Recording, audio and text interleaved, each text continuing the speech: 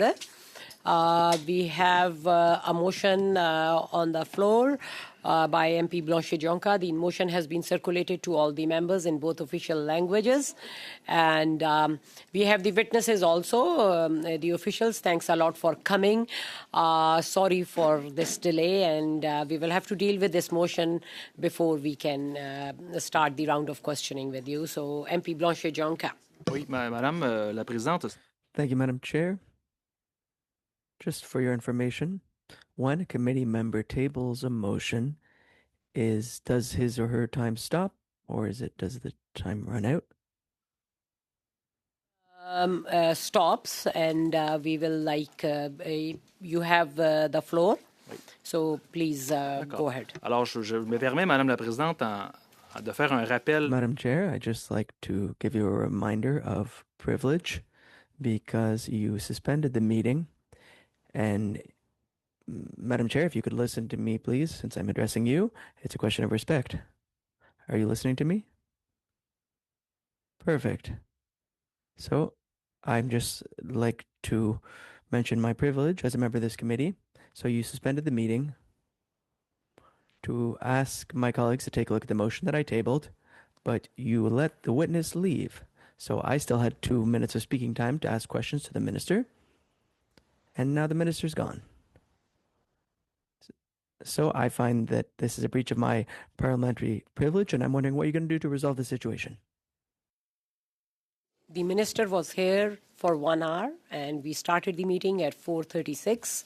We had to end the meeting. After an hour, he had to leave. He had some other commitments. So, it was told right in the beginning that the minister has to leave because of some other commitments. So that's what it is. Alors, c'est pas ce que le ministre nous a confirmé, Madame la Présidente. So that's not what the minister confirmed to us. The minister was ready to wait, and we could have continued with my questions, my 2 minutes, and then we could have suspended the meeting. So I'm wondering why you didn't do things that way. Thank you for raising that question. And as I told you, like we told in the beginning also, like the minister had to leave and the motion had to be circulated to all the members in both official languages before we can continue the debate on that motion. So that's why I suspended the meeting. If you would like to challenge my ruling, that is fine, perfectly fine. You can challenge it. I made a decision, and that's what it was, so that members have the opportunity to go through the motion before we table that. So that's what it is. Thank you.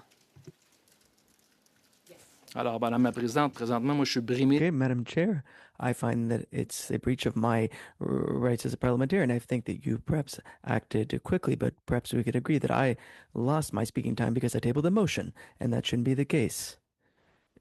And you could have suspended the meeting so that my members could have had the information and so that the minister could leave. So then I would have had my 2 minutes and there wouldn't have been a problem. But I understand that your strategy is to ask me to challenge you. That's nothing new. But Madam Chair, I believe it's my right to be obliged to ask this question because I lost my speaking time, which is normally provided to me.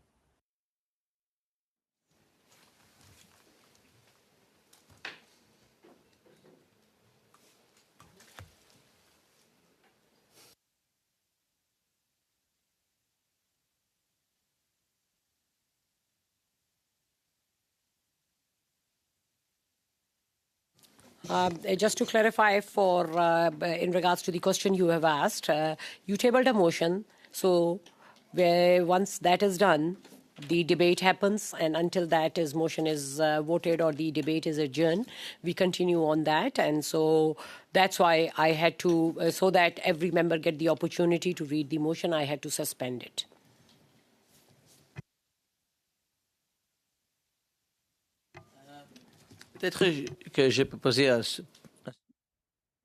Perhaps I could propose a possible solution from my colleague. I know that it's difficult when we don't have time to ask our questions. And this is not something that's my authority, but I will make the suggestion. Perhaps my colleague would like to do so.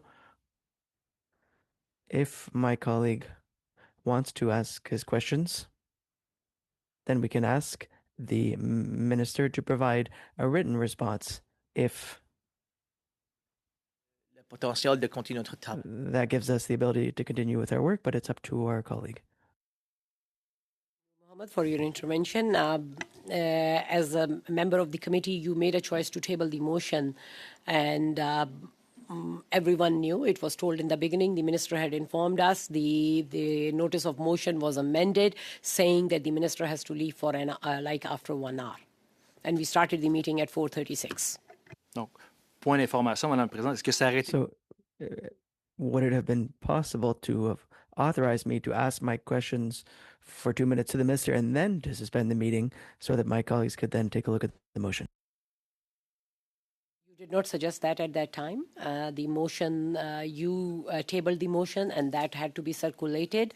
I made this decision. The meeting was suspended. Now we are back. So, would you like to continue now? Alors, ben, Madame la Présidente, moi, je souhaite simplement pouvoir avoir le même... I just like to be able to have the same rights as my colleagues, to have the speaking time that is allotted to me to ask questions to the minister. So I'm trying to come up with an agreement, and you're trying to make it my responsibility, and you're saying that it was because I didn't propose this, and this is not the first time that arrangements have been made to prevent a member from asking questions. So yes, I think it will, yes, be possible to have the minister back to have my speaking time. So this is something I'd like to explore with my colleagues. And the other thing is that the minister was asked to be here for 2 hours, and he was only here for 1 hour. So I would ask my colleagues to ask themselves whether it's realistic to authorize a speaking time that's normally allotted to a member of this committee. Your question, and we requested him. Initially, he agreed to come for 2 hours, but after that, we were told, and that's why the clerk sent out an amended motion saying that the minister will only be for an hour. Like, we do not have control over ministers' calendars, and we can only request them, and it is for up to them for what time they appear before the committee. So the motion was amended. He had to leave after an hour. He had some other commitments. I gave 2 minutes after the second round of questioning. We had approximately 6 minutes, and I gave it equally to all the parties, 2 minutes each for the Conservative, Liberal, and the Bloc. So, and you tabled a motion. I had to suspend it so that the motion could be read by all the members. Thank you.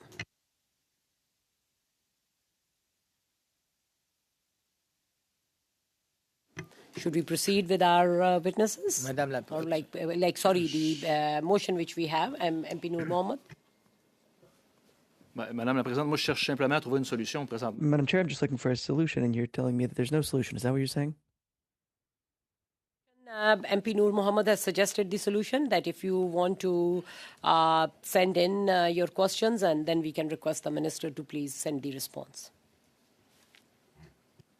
Comment on fait pour calibrer ça en termes de... So how are we going to word this? What in terms of number of questions?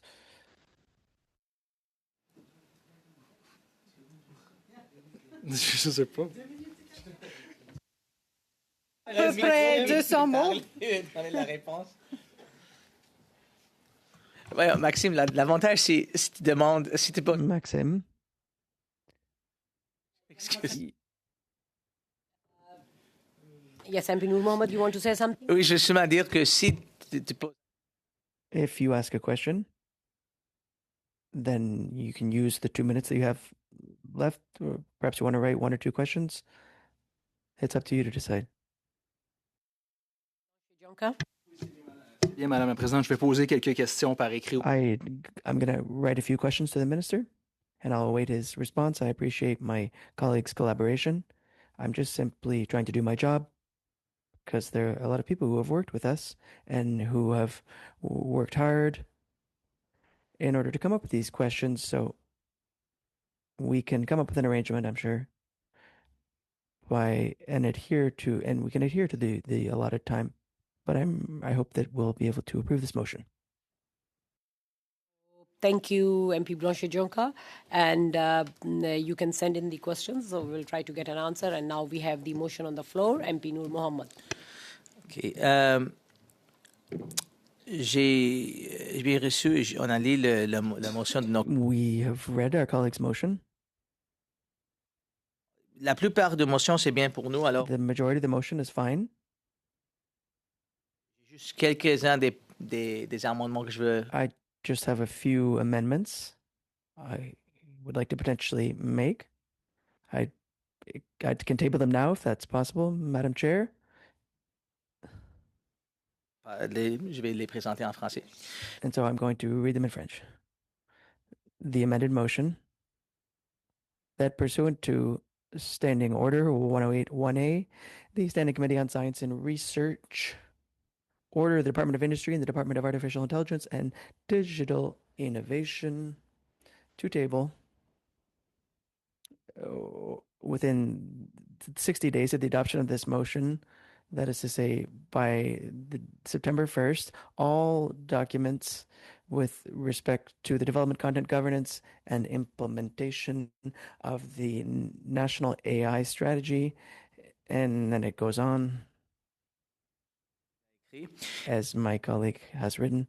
And finally, after the word no, and that the information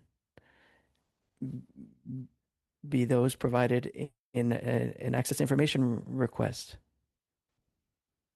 Je pense qu'ils vont... Just a few changes which I think will improve the motion, and it will be what my colleague wants, and it gives the minister a little bit more time to make the changes.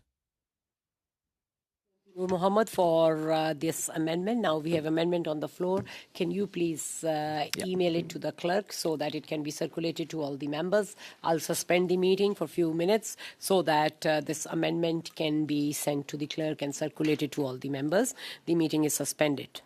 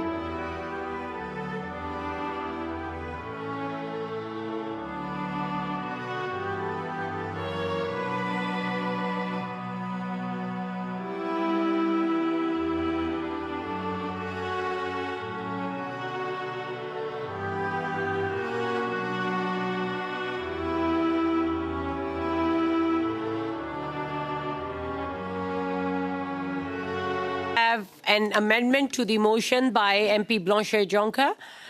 The amendment has been circulated to all the members of the committee. And so we have amendment on the floor. Seeing no hand raised, can we go for a vote on the amendment? Can we just make sure about the date?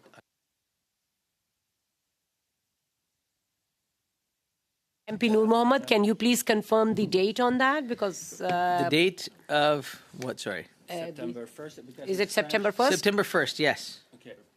I thought it was in there. I'm sorry. 2025. Correct. Okay. When from the day that it was launched. 2025? So the date of the launch, yeah. Yeah. Sorry, because in French it was says de la première septembre. I just wanted to make sure. Okay. C'est de la première, c'est du premier, je m'excuse. Ça pourrait être du premier. Perfect. Thank you so much. Thank you. Okay. Okay, so we have amendment. Seeing no hand raised. Okay, MP Baldinelli. Well, Madam Chair, I've got some questions here with regards to the request that was made by my honourable colleague. We've gone from a 7-day turnaround to a 60-day. Perhaps I would suggest to seek my honourable colleague's views on whether or not we see if we can reduce that to 30 days instead of 60 days.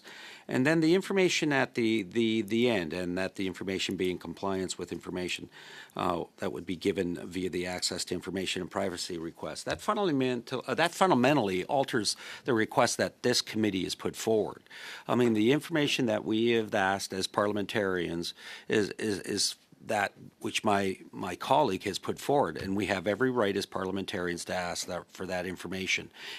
When we get that information, if we want to discuss it in camera, we can do so in camera. But this request fundamentally alters what will be given to us and is not in line with the request that my colleague has made. So my suggestion would be to eliminate that end part, and then instead of 60 days, make it 30 days. Okay, so are you proposing a sub-amendment? Yes, that would be my Okay, so now we have a suggestion. sub-amendment on the floor. Debate on the sub-amendment. MP Noor Mohammed. So the first part of the sub-amendment that my colleague has put forward, 30 days. Look, if folks can get their stuff together in 30 days, I have no issue with that. This is not a question of trying to stall. Quite the opposite. I very much would also like to see much of these materials. I think most of us would. So, look, if we can agree that we request 30 days, and I think we have to be understanding if folks come back and say, look, we need an extra week or two or whatever it is, I think we can live with that. The issue that my friend opposite has raised around the question of whether or not we want to include this language about the law itself, particularly what happens in the case of this ATIP language. The concern, I would just take us back to when we had a previous conversation when we were dealing with the issues of the researchers and what ended up happening when we decided we were going to go a certain path in terms of the nature of the disaggregated, anonymized route. When we went down that road, we ended up very quickly having to come back and reflect on the decision that we had made as a team, and we came to a different conclusion. The concern that I would have is that if we start down the road of saying we want the individual 11,000 responses that people gave without any guardrails. Now, to be clear, if within the rules within the bounds of the Access to Information and Privacy Act, all of that can be given, I think we should absolutely be given it, and I think it should be there.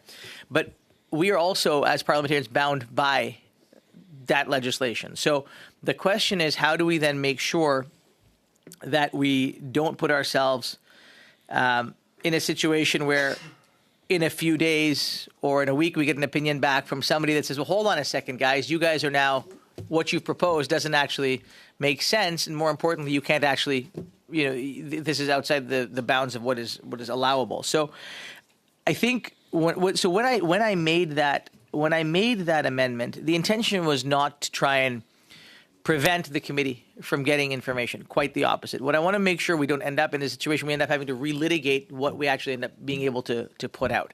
And that for me is a concern, because I think thus far on this study, I think there's a lot of interest. There's a lot of I think, common interest in understanding not just what came out, but the sausage making and some of the pieces around that. And, you know, the types of submissions that we had, the folks, the lines of thinking, the lines of inquiry that people put forward, what actually went in, and how that compares to what comes out the other end when the report is released. I think we're all very, very interested in what that's going to look like. I mean, there's always a question in this place. I know my colleague from the block often, you know, is concerned to make sure that we are, you know, that there's an accurate reflection of what the testimony is and what was received. And to my mind, you've had a lot of people that have given inputs to this study. A ton of people that have given inputs to what the strategy is going to look like. And what comes out the other end through the consultation should take into account all of those different pieces. The thing that we should, I would submit as a group, want to avoid is people cherry picking certain lines and wondering why those particular lines didn't make their way in, which is fine, which is totally fine. But the question is, do we try to go figure out who the heck said that and then interrogate that person and their relationship to what went down or what didn't go down in the production of the study? So all of this to say, with the spirit of what is being asked, and with the spirit of what my Conservative colleague and my Bloc colleague want to do, I think we are very much there. It's not a question of spirit of what we're trying to do. How do we put the language around this such that the guardrails are there from a protection standpoint? That's all. That was the whole intention here. So if we can find a different way to get there, and we can find a different way to kind of understand that, I think we're totally fine. But I don't think we're, you know, I think we have to be mindful of where this can go if we don't end up putting in something that reflects our understanding that we are also bound, you know, by the law and jurisdiction in all of this. So, and again, just to be clear, a lot of this right now is available online. So I don't know if you guys, if we want to take a second, and this may be the thing that we can do, is if we could take a minute. I don't know if the member wants to take a look at I guess they may be letting him know now. Everything is online right now that's available. Perhaps he can take a look, see if there's something missing, and then we can amend the motion to reflect what my colleague doesn't see that may be helpful to him. Right? Because this stuff has just been released. I understand. I'm just getting a message that all of it is now online. So why don't we, if I could recommend, take a minute, let Monsieur Blanchet-Jonca see if what he's looking for is actually there. If it's not, let's amend the motion to reflect that. Because it may be a moot point and it may save us a whole bunch of hassle and save the department a whole bunch of hassle and let us get back to our work. Si vous, monsieur, permettez, monsieur Maxime. Maxime? Sorry, please, all questions should be directed through the chair. I have MP Deschamps-Terrier on the speaking list, and we are, just to make clear, we are on the sub-amendment by MP Baldinelli. So, MP Deschamps-Terrier. Oui, merci, Madame la Présidente. Thank you, Madam Chair. As far as I understand, there's a motion that we received in written form. There was an amendment received in both official languages, and we're currently debating a sub-amendment which was just read, but we haven't received it in written form. To avoid confusion, we should suspend briefly in order to circulate our colleague's sub-amendment because we haven't gotten it, and we haven't gotten it in both official languages. Thank you, Madam Chair.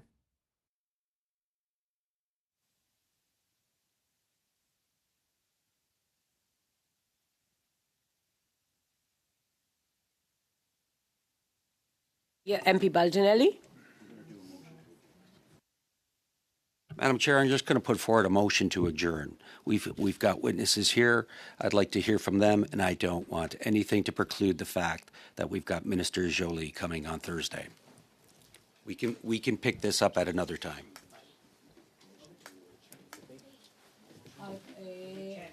Sorry, What? just one person at a time, debate. please. Adjourn I need debate. to clarify. Please adjourn the debate. So we have a motion. Adjourn debate. Adjourn Is debate. non-debatable. say We we have a wanted to hear from motion our to adjourn the debate. Do we have the consent? All those in favor? Okay. So the debate is adjourned. Thank you. So we are now Welcoming our Mr. Vats. We will now welcome our witnesses for this panel. Sorry for the delay. We had Associate Deputy Minister Mark Shan with us, and we are also joined by Mr. Nipun Vets, Assistant Deputy Minister from Science and Research Sector. Welcome. Thanks a lot for appearing before the committee. And we will go to our round of questions. Based on the time we have, we will have 5-minute round for each party. So we will start with MP Baldinelli for 5 minutes. Please go ahead.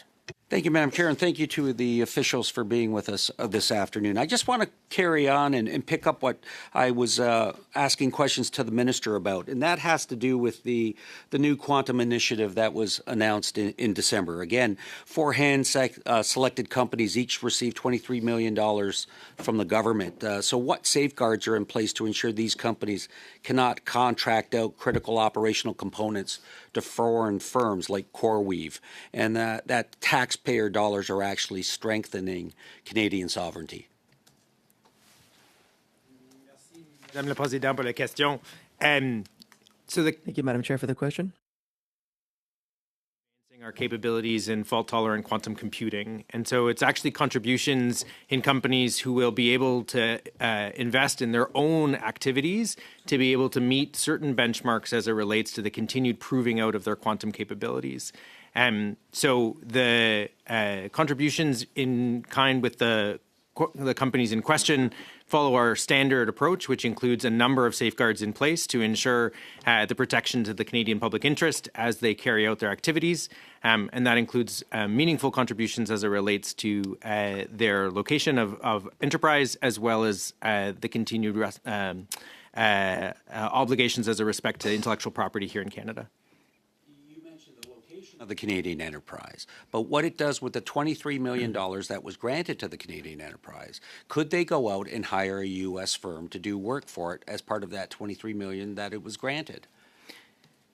So I think it's really important to understand, Madam Chair, the nature of the Quantum Champions program, which is that these are companies for whom they're in their own innate capabilities as companies, as in their organic capabilities, is being funded for the advancement of their commercialization activities. So we are funding the 4 companies in question for their activities as it relates to the continued proving out of quantum capabilities. It's in their proof points to be able to meet those quantum benchmarks that we are funding as a function of our continued relationship as they move through both phase 1 and then ideally through the later phases of the program. Yeah, but I mean, if you could understand my questioning and concern. I mean, we had $240 million given to a Canadian company, Cohere, and one of the first things that they did with that money was hire an American U.S.-based company, CoreWeave, to build out its data centers. So again, I mean, we're sitting here, we're discussing how we build a sovereign AI industry, and yet the American companies are participating in that instead of direct Canadian company participation. So that's why I'm asking that question. But I'm going to go on to my second question and move on. Again, I had asked the Minister this with regards to the MOU that Cohere had signed with the federal government to explore opportunities to deploy AI technologies across the government of Canada. Is that MOU a public document? The MOU is not a public document. Are there dollar figures associated with that MOU? The MOU is an indication of a strategic relationship and an interest in the strategic value of the companies, both in the case of Cohere and in the case of Coveo. It is not a contract for the purposes of either procurement or retention of services. But they are being paid for their services to explore those opportunities and present reports to government on what opportunities exist, I would imagine. No, the strategic MOU is an indication of the strategic value of the company to the overall ambitions of the government. Each of the subsequent efforts of the government to procure Cohere or Coveo's technology would be done through the requisite department's normal processes, including either the procurement or other mechanisms. So then who's responsible for determining whether or not there's a possible opportunity for AI to be utilized by that one department? Sorry, So, Chair, I mean, you're basically saying it's up to each department, but so each department will determine whether or not it would use one of those 2 Canadian companies to make recommendations to it? So the minister, Madam Chair, the MOUs are signed by the Minister of Digital Government or Digital Transformation, as well as the Minister of Artificial Intelligence and Digital Innovation. It's a signaling mechanism both to indicate the strategic value of the corporation to the Canadian ecosystem. Those two ministers have authorities within their own accountabilities to be able to then go through procurement or other exercises. And so it's a mechanism by which they are both signaling the value to the ecosystem and then also to other departments as they proceed with their own intellectual or IT build-outs. I mean, the lack of transparency in that response, I mean, that was great government speak, and I apologize for saying that. But, I mean, somebody watching at home would have no clue what you just said. No understanding. I mean, we've signed an MOU with Sorry Cohere. for interrupting. Time is up, MP Baldinelli. And with that, we will now proceed to MP Noor Mohammed for 5 minutes. MP Noor Mohammed. Thank you, Madam Chair, and thank you to the officials for being here today. You know, obviously, one of the things that my part of the country, British Columbia, has always been interested in and leading on is quantum, and of course, lots of substantial and meaningful development in AI as well. One of the things that I'd be curious is when the department is working through the types of decisions that it's making. Can you share a little bit, obviously without disclosing or divulging where things are going to land, can you speak a little about the importance of British Columbia in the development of Canada's view of the world in terms of quantum and AI? Thanks so much for the question, Madam Chair. You know, we are blessed as a country to have an extraordinary capability and talent across the entirety of the ecosystem. And obviously, when the original decision was made about the three institutes, there was many factors that fed into that. But I think it's noteworthy that of the associates, CFAR chairs associated with the overall Pan-Canadian AI strategy, that there is a preponderance of chairs that exist within BC academic institutions with relationships to the overall CFAR chairs. And in fact, I think they argue, and I haven't checked the numbers myself, but I think the province argues that they have the largest number of associate chairs by region outside of those for whom an institute is actually present. And so super valuable, and obviously have created a significant amount of capability, particularly as it relates to applied AI. I think also then noteworthy is the fact that the quantum ecosystem in British Columbia is also extraordinarily rich, including one of the companies that is participant in the Canadian Quantum Champions program, who has been leading the world in many ways in terms of the path towards fault-tolerant quantum computing. And so I think you can say it's safe to say that it is an enormous contributor. And obviously, one of the things that I worry about, not just as a former tech entrepreneur, but as a British Columbian, as a Canadian, you know, who cares a lot about the space, is making sure that Canadian companies and Canadian winners stay in Canada.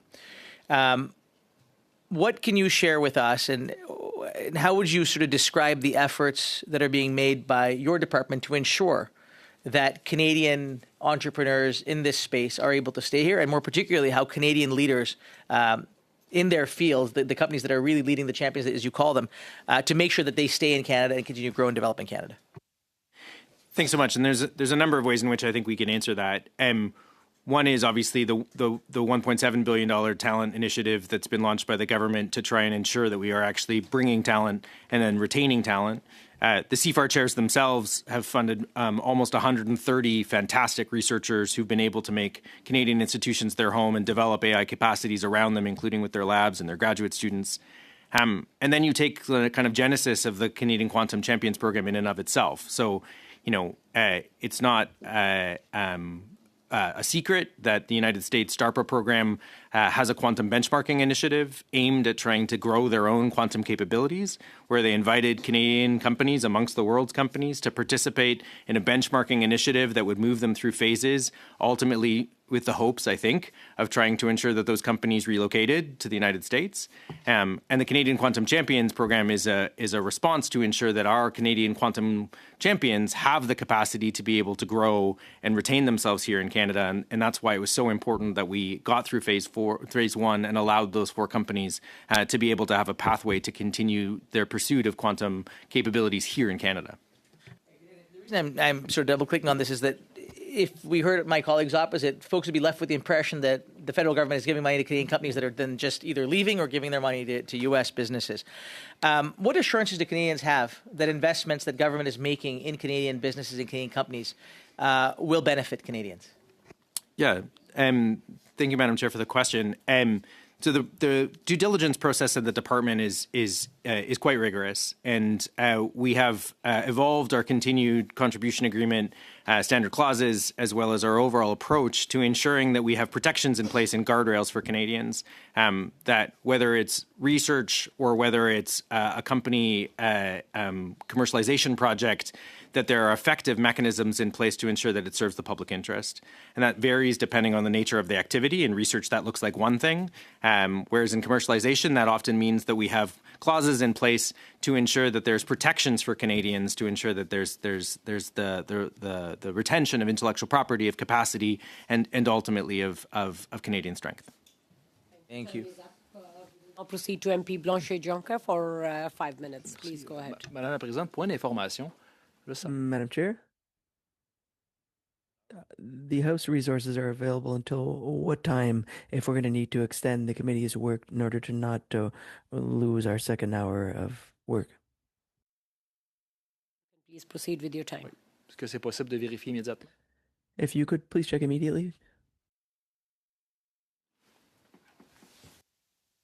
Take some time to get an answer. So if you want to continue, and then I'll let you know. Je vais vous attendre, Madame la Présidente. Je suis un homme patient. I'll wait to hear from you, Madam Chair. I'm patient.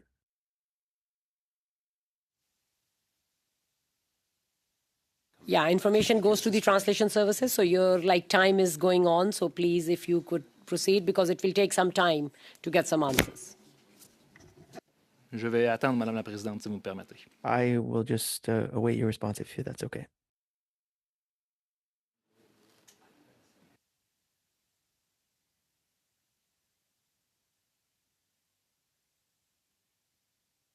Yeah. Madame la Présidente, c'est un point d'information que j'ai demandé. It's just information that I'm asking for. And so this is not something that eats into my speaking time as set out in the standing orders.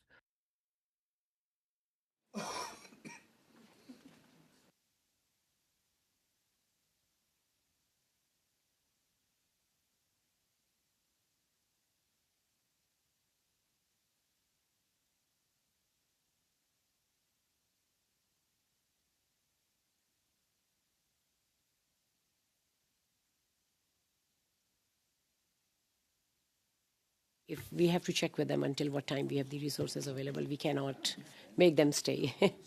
Yeah.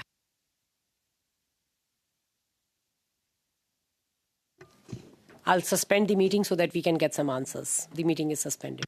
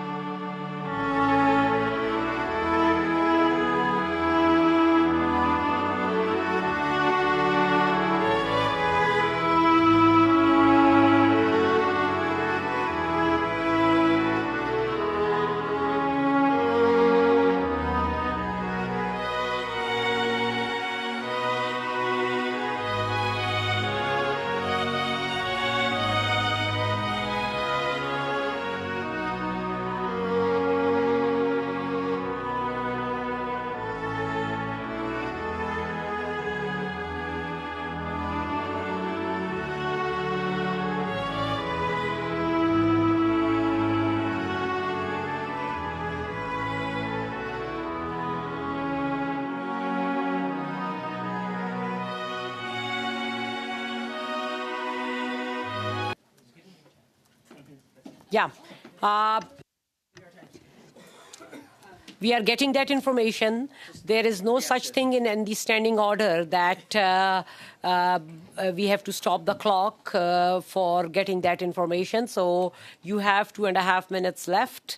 You can go ahead with your question, or your clock will keep on running until we find the answer. Point of something. I mean, like, I'm happy to cede my time to the member if he'd like that to finish answering his questions. We started the meeting at 4:35. Like Sorry, the plan finish was to asking close his the questions and having to end them the answered. meeting at 5:35. So we are checking that information. If he doesn't want to use his time, that is up to the member. But there is no such thing in the standing.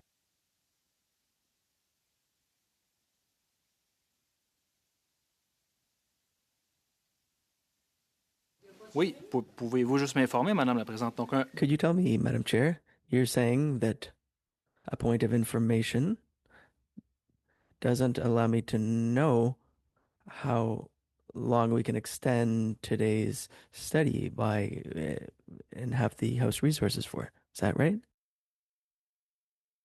Such thing as point of information, but you have requested an information. The clerk is trying to get an answer from the translation services and from the authorities that until what time. But I'm telling you that your clock is going on. Your 5 minutes will come to an end once those 5 minutes are done. permettez-moi juste de comprendre, Madame la Présidente. So if you just let me try to understand what standing order says that an information request like this eats into a member speaking time. There is no such thing as seeking information, or there is nothing in the standing order. You are asking for information. We are getting that for you, but your clock is running 1 minute and 13 seconds are left. Alors, Madame la Présidente, donc, lorsque je demande... Madam Chair, so when I ask for information through you, the chair, you're saying that this is part of my speaking time. Is that right? I told you that the clerk is trying to find an answer to that. It will take some time. I've explained that to you. Your time is running. That information, once we get an answer, then only we can give you the answer. We don't have an answer to that right away. D'accord. On pourra revenir, Madame la Présidente. Okay, well, we can come back to this. So I'm going to start my 5 minutes of speaking time, if you'll allow me, so things can be fair with my colleagues. Madam Chair. Je vous ai simplement... Madam Chair, I just asked for information from you. Now you're telling me that the time that elapsed, well, you never told me that at the beginning. So I think it's a question of fairness between me and my colleagues. I have emphasized more than once that your clock is going on. We are getting that information, but your time of 5 minutes is going on. I've told you more than once. I explained that in the beginning. I explained it after we came back from the suspension. So your time is up, and we started the meeting at 3:35, seeing as yet we haven't got any answer from the translation services, whether they have the resources available or not. But we have completed those 2 hours. Is it the will of the committee to adjourn the meeting? Yes. Non. No. Alors, Madame la Présidente. Madam Chair. So today you're not letting me ask my questions in my last round of questions. You told me that I wasn't going to be able to speak after you suspended the meeting. If you told me at the beginning, it would have been fine. But if you're penalizing me for something about which you informed me after suspending the committee, I'm not trying to waste time here. I just want to know how much time I have left so I can prepare my questions and prepare my strategy for asking questions based on the time that I have left if we're going to extend the committee meeting. That's simply my question. We are trying to find out, but I told you that your clock is running. There is no such thing as point of information. I have explained that to you, and I hope everyone is very clear that the clock was running, your 5 minutes were going on, and while we are trying our best to get that information. MP Deschamps-Terrion. That's okay. In the interest to try and figure out how we move this thing forward, do we have a sense of how long it might take to get an answer to Monsieur Blanchet-Jonca's question? And also to understand what specifically would would make everyone feel as though they've been heard and that we can get on with our evening.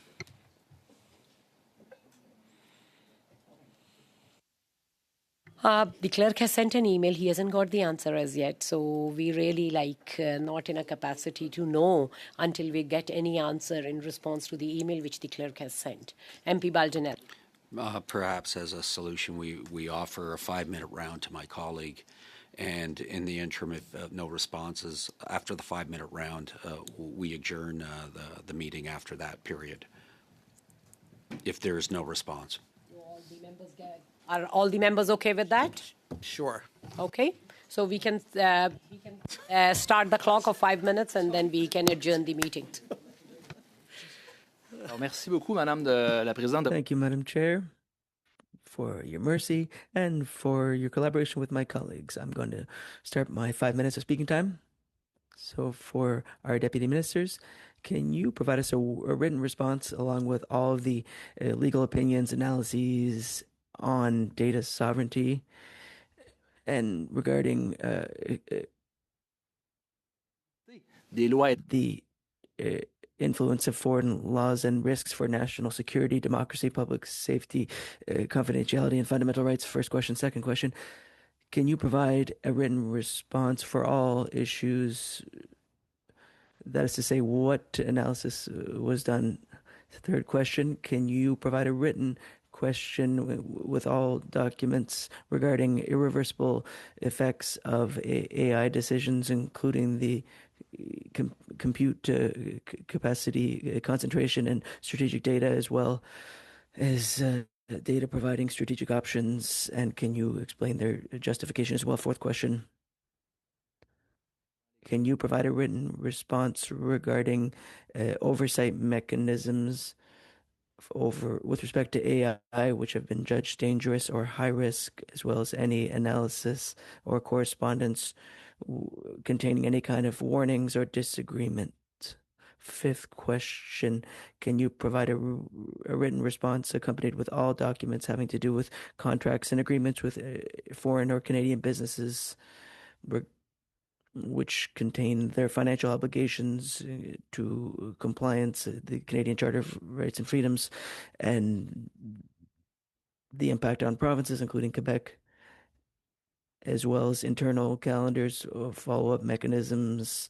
And can you also identify any authorities who have approved the orientation of your approach? These are my five questions that have to do with the AI strategy.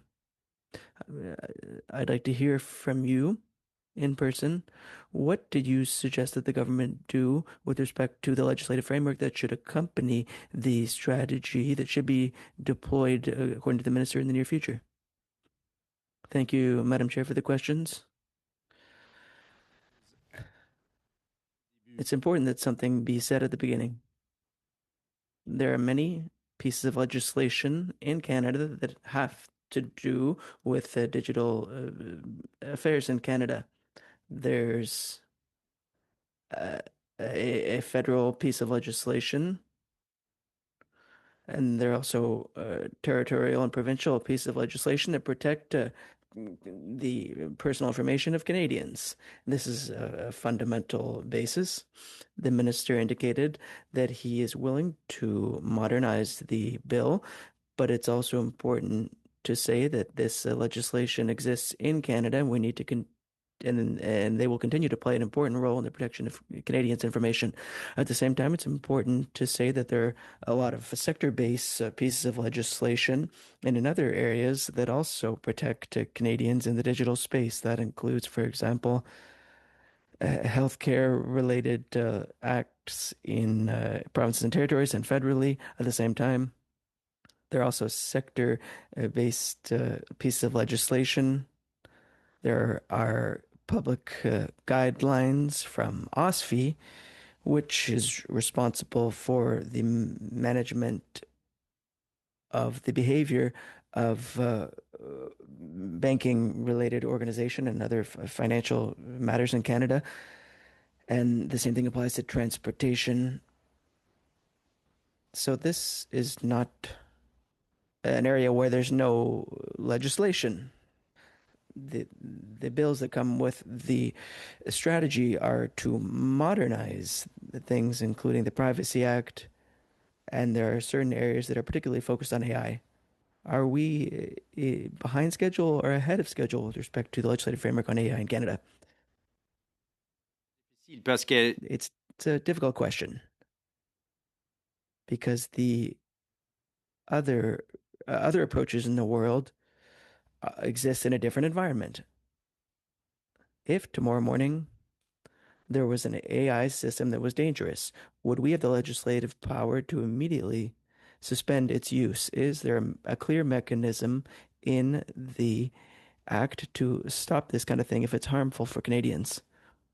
That depends, Madam Chair, on the nature of the harm and the sector, because there are many pieces of legislation that have to do with the digital space, and it's not possible for me to provide a hypothetical response with respect to all technologies.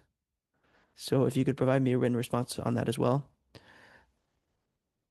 want to thank our witnesses. Sorry for all this, and you had to wait here. But I'm really thankful for all the work which you do on behalf of all Canadians. Before we end this meeting, I just want to point out some things for everyone, all the members' information. On Monday, February 9th, we will have a committee business to determine the committee's next studies. The clerk has also sent a request to all the members which came in from Miss Jekaterina Rojaka, Member of Parliament in Lithuania and the Chair of the Canada-Lithuania Friendship Group at the Parliament of the Republic of Lithuania, will be visiting Ottawa, and MP Rojaka would be accompanied by the Lithuanian ambassador to Canada. They would welcome the opportunity to discuss the enhancing bilateral cooperation in science and research between our two countries, including within the EU-Canada framework, to exchange views on the steps already taken, as well as on the potential avenues for further development of our relations. If the committee agrees, this meeting can take place on Monday, February 9th, 2026. And it will be members' decision whether this meeting should be formal or informal. So any discussion or any suggestion on that? Do the members agree that we can accept that invitation? MP Baldinelli. Well, Madam Chair, you had mentioned just at the same time on that February 9th meeting, we'll also be doing future business discussions at that time? Yeah, so if members agree to meet with the group, it can be either formal or informal, and we can have like 1 hour with them, and we can have 1 hour of committee business. Following committee business, perhaps we could do it following committee business, do our committee business, then in an informal manner have our meeting. But I mean, ultimately, we're here for the meeting purposes first, and then if we agree, we can do the meeting afterwards. But I don't want to lose that February 9th opportunity. Any further suggestions or anything? Are the members okay that we have our committee business for an hour and then have MP Blanchet-Jonca? C'est simplement, Madame la Présidente, avant de terminer, est-ce qu'on a eu la réponse? Before we end, did we get a response from the interpretation team with respect to the availability of resources? Yes, we have some resources available, but I think it was mutually agreed by all the members that we will end this meeting after your 5 minutes. Yes, MP Blanchet-Jonca. Jusqu'à quelle heure, Madame la Présidente? Until what time? Are total available for 3 hours, and whatever time we have exhausted already, no more than 3 hours total. Madam Chair? Baldinelli? No, I miss. No, but like MP Blanchet-Jonca was asking about until what time the resources are available. The resources are available for a total of 3 hours. So whatever time we have exhausted already goes out of that. They will not be available beyond 3 hours. But I think everyone agreed mutually that we will end this after 5 minutes of MP Blanchet-Jonca. MP Blanchet-Jonca. Madame la Présidente, est-ce que vous avez consulté les membres du comité? Madam Speaker, did you consult with the members of the committee to say that there was a mutual agreement, the idea that we only had 5 minutes for our second hour of study? That's what we had agreed, no? Yes, so I think that's what was suggested. Before we got that information, it was suggested by MP Baldonelli that we have your 5 minutes and then we adjourn the meeting. And I think that no one raised any objection at that time, so that was the mutual agreement of the members of the committee. MP Noor Mohammed. Just trying to understand, we did what we thought we had agreed to do, which was an extra round. We've got the officials. I know they have to go. So, I mean, I would propose we adjourn the meeting. We've got the minister coming. We don't lose that opportunity. We don't want to do that. So I would propose everyone's been given their fair time. Mr. Blanchet-Jean got to have the full 5 minutes. In the spirit of kind of just continue to work together, I think we should adjourn the meeting and make sure we're ready to fight another day. Meeting. Is it the will of the committee members to adjourn the meeting? Question MP privilège, Madame la Blanchet-Jean, Présidente. this is non-debatable, we have a motion to adjourn the meeting. Non, il n'y a pas déposé de rien, Madame la Présidente. We will have Nothing has been tabled, Madam Chair. Le collègue n'a pas déposé de motion, Madame la Présidente. There was no motion tabled by the colleague. I was asking whether a motion had been tabled. So it's my question of privilege before the motion be tabled. Madame la Présidente? Question of privilege, Madam Chair. I'm just trying to reach an agreement. It seems like we're doing things in reverse. You decided unilaterally to say that there would only be 5 minutes for all members of the committee during this second round of questions.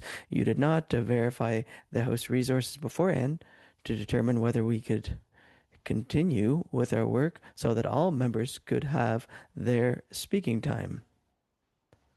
And so that makes me question the way we're operating in this committee. Normally, we check on resources and then we make a decision. Do members of the committee want to continue? But what I'm seeing today, Madam Chair, with all due respect, is that you did things in reverse and you did not consult with the members of the committee. So I would like to understand. I lost 2 minutes in the first hour, and I was told that it was up to me to ask to do so and to table a motion, and then you decided to suspend things without my consent. And I even told you that colleagues had received the motion beforehand, and now we're in the second hour of our committee, and I'm asking you again in good faith until what time a resource is going to be available. And you said that it's not possible to answer you if you don't speak right away, and your time is going to run out. So I'm just trying to do my work as a member and a member of this committee. I'm trying to have the speaking time that is owed to me. So I don't understand why you're trying to push for the adjournment of this meeting when we simply want to ask the witnesses questions, witnesses that we've been awaiting for several weeks. Thank you. Before we got to you for the 5 minutes of questioning, it was mutually agreed by all members after a suggestion from MP Baldonelli that we will adjourn the meeting after the 5 minutes. Every member agreed and we started on that. So that's why I went through some of the things which I had to ask everyone at the end of the meeting before we could adjourn. MP Noor Mohammed. Yeah, I just want to make sure that we are all on the same page here.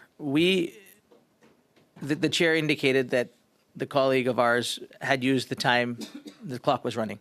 In order to ensure that everybody was treated equitably, Mr. Baldonelli suggested that in the event that we not get an answer during the course of that period, which did not happen, that we would give the extra we would give that 5 minutes in addition to our colleagues, so that everybody got their 5 minutes.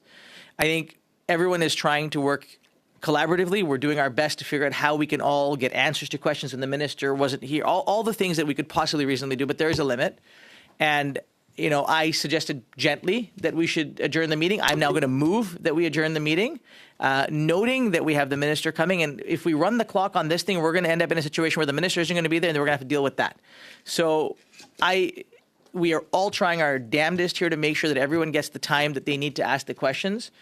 I think we did something here that I don't think has been done in a very long time, where we said, look, you didn't get the last 2 minutes to ask the minister, submit them in writing. I mean, we're doing everything that we can do here as a collective team to try and make this work. But there's a limit. And so I'm going to now move that we adjourn the meeting with the consent of my colleagues. Okay, motion has been moved to adjourn the meeting. Is it the will of the committee to adjourn? Yes. So we will have a vote. If I can ask the clerk to please take a vote on the motion moved by MP Noor Mohammed that meeting now be adjourned. Mr. Noor Mohamed. Oui.